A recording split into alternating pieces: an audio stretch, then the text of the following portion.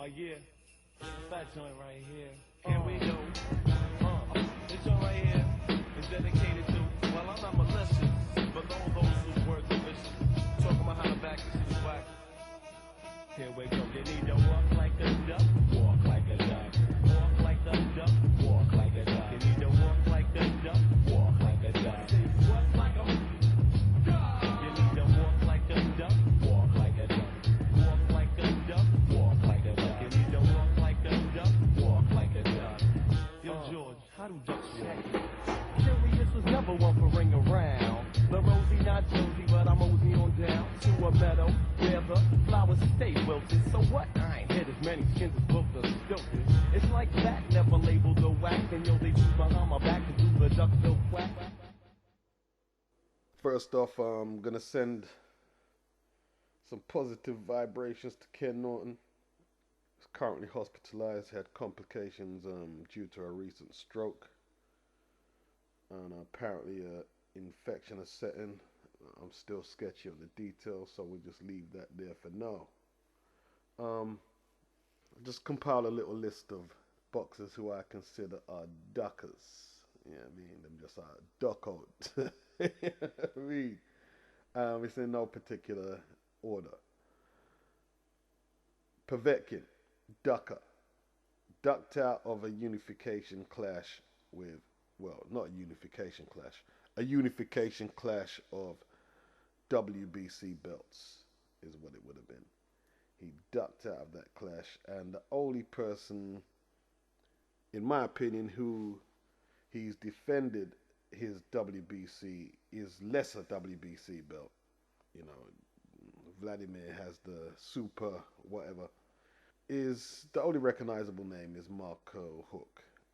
We all know Marco hasn't even established himself to be the best cruiserweight in his division.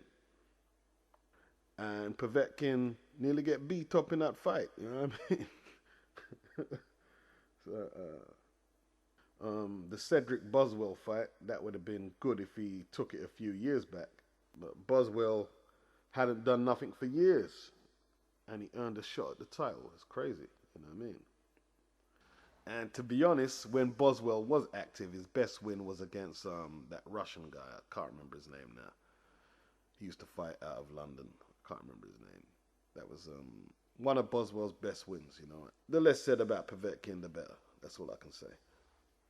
The next man we have in the list is Saul Canelo Alvarez. I'm not going to deny him the fight against Lopez. I'm not going to deny him the fight because the idea was Ortiz was supposed to brush off Lopez and then he'd go into fight, which most people thought would have been a decent matchup. It didn't go that way, and Lopez knocked off Ortiz, and Canelo literally ripped off his arm to fight him. me, you know what I'm saying? I just heard Dante do a video, and apparently Canelo wants to fight Cotto, regardless if he loses against Trout. Even if he loses against Trout, he wants to fight him regardless. So, you know what I mean? So, just judging by his logic, he's probably hoping that Trout puts a beating on him and softens him up for him, you know what I mean? Like, wow. Man don't want fighters to face him coming in with no momentum. That's dread, man. That's dread. I have to give, because he's barefaced. He's barefaced about it. And he's talking about he wants to fight Floyd. But it's obvious right now that Golden Boy have just disbanded any ethos, you know what I mean, of authenticity. You know what I mean? You know, some money thing that I deal with. But you know what I mean? If that's what it is, that's what it is. Nathan Cleverly is next on the list for obvious reasons. The Tony Bellew fight would have been a good British title fight. That's what it would have been. You know, was it Tommy Carpensy who he defended against? Don't know the guy. Can't remember the name of the next challenger. And then him and Frank Warren are shouting out Bernard Hopkins, knowing full well they're not gonna fight him. Me to try, you know what I mean? Just to raise their profile and put their name amongst the big boys. They're like, yeah, you're really trying to get in the mix. It's not a good look, Nathan. It's not a good look. It's not a good look. He's not a good look. And for all the people who think I'm picking on Nathan, most people don't see him as a legitimate world champion, and he's certainly not acting like one. I'm going to throw Fury on the list. I can't call him Mike. I can't call him Tyson. I just can't do that. It just don't feel right to me.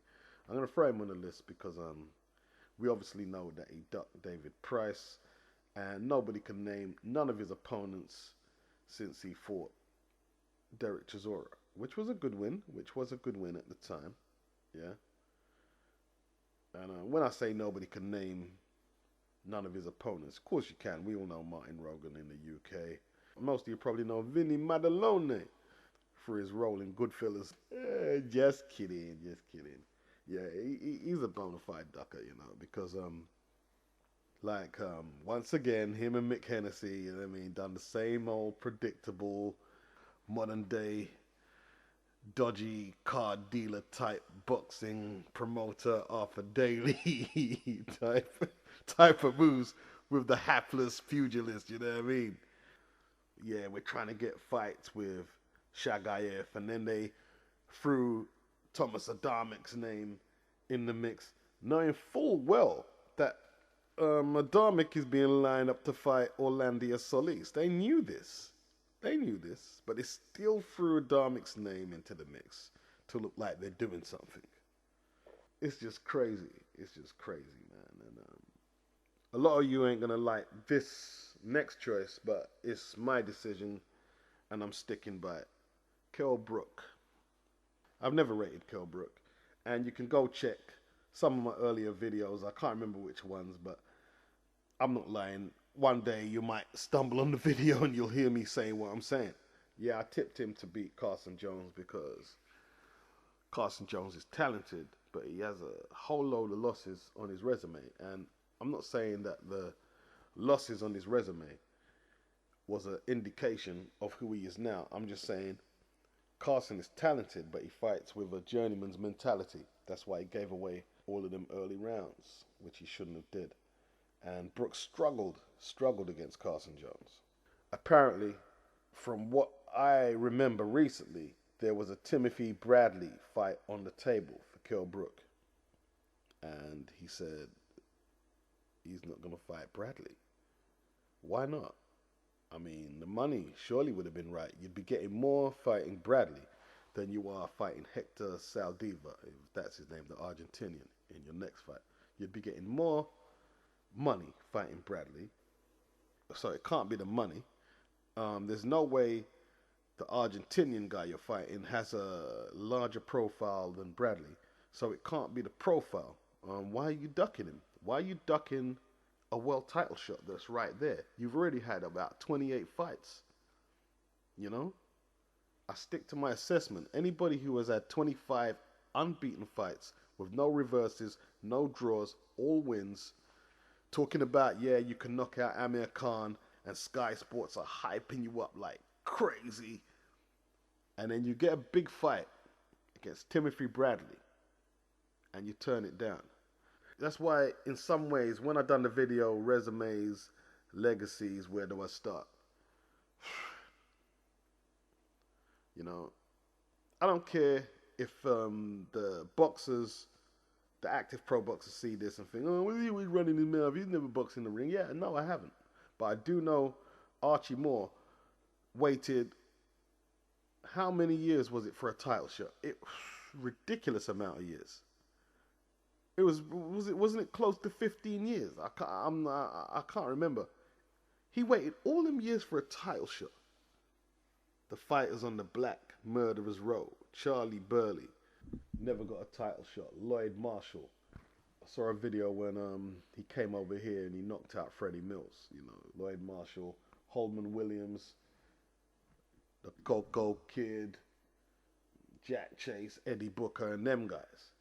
You know, these guys never got a world title fight. And let me tell you this, they were really, really good fighters. And they never got a title shot. Yeah? I see why a lot of people were supporting the older fighters. I really understand. I understand it. I understand it. Because you get clowns like this. You know what I mean? You've had how much fights? 28 fights. And you're not ready to take on Tim Bradley. I've never really rated the guy, Kell Brook. And this just puts the icing on the cake for me. You know what I mean? I don't think he's got the right mentality. If you would gave Charlie Burley a shot at King Kong or Sam Langford, he couldn't get a shot at Jack Dempsey. If you gave them guys a shot at King Kong, they'd say, what time?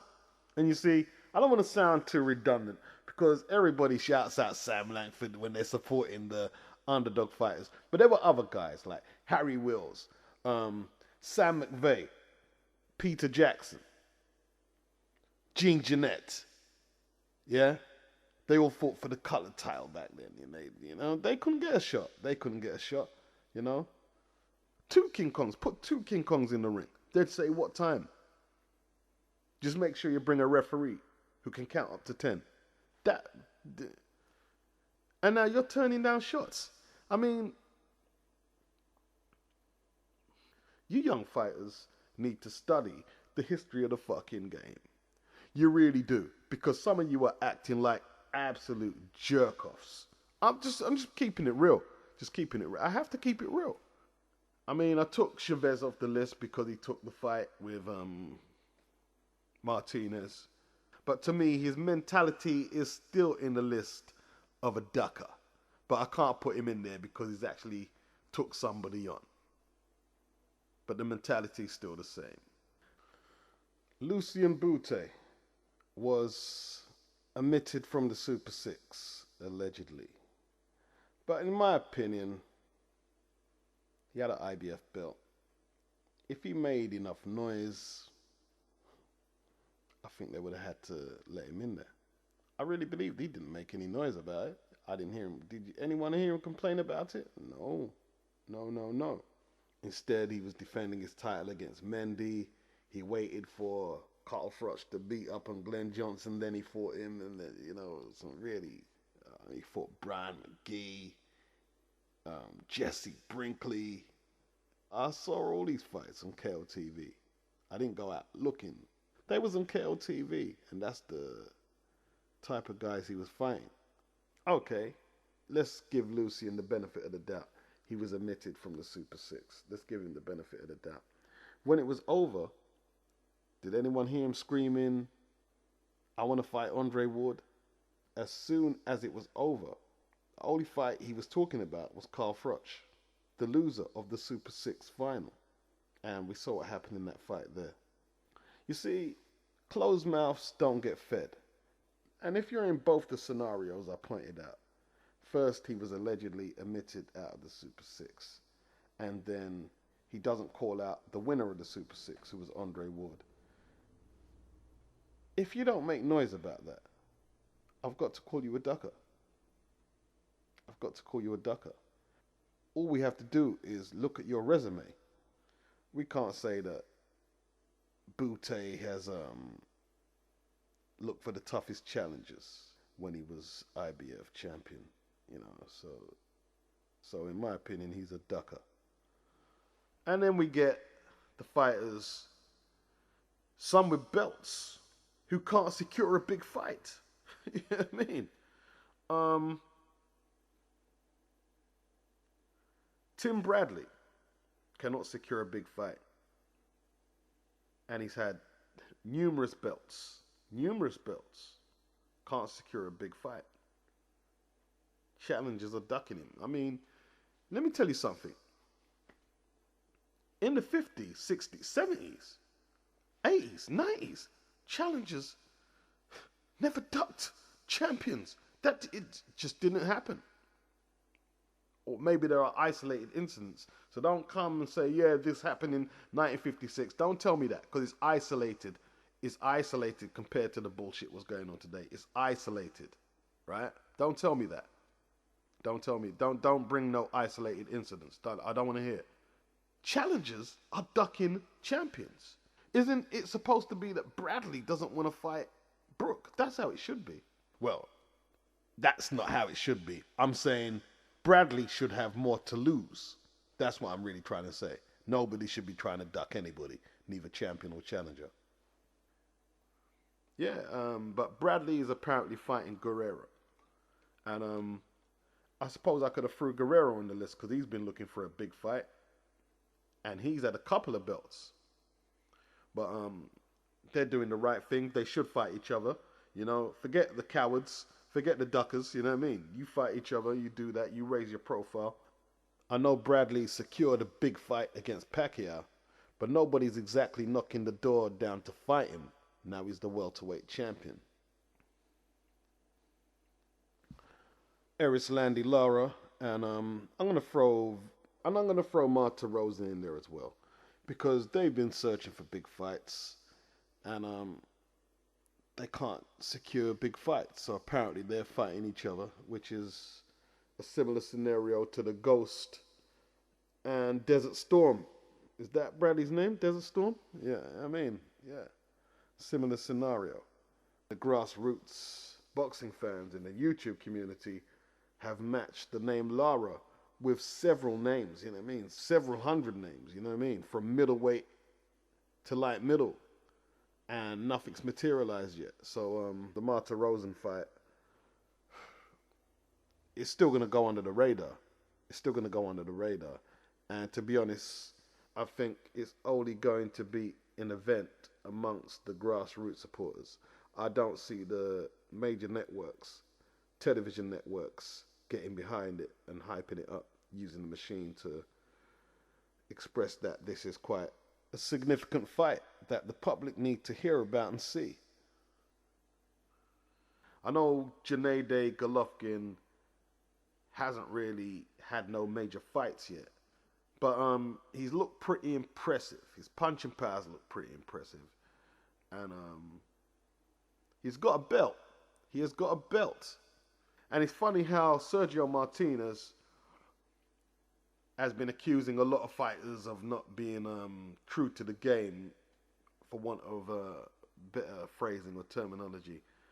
But so why don't you fight Golovkin? I mean, you're doing the same thing, you know what I mean? You're accusing a lot of fighters of not being authentic and this and that and that.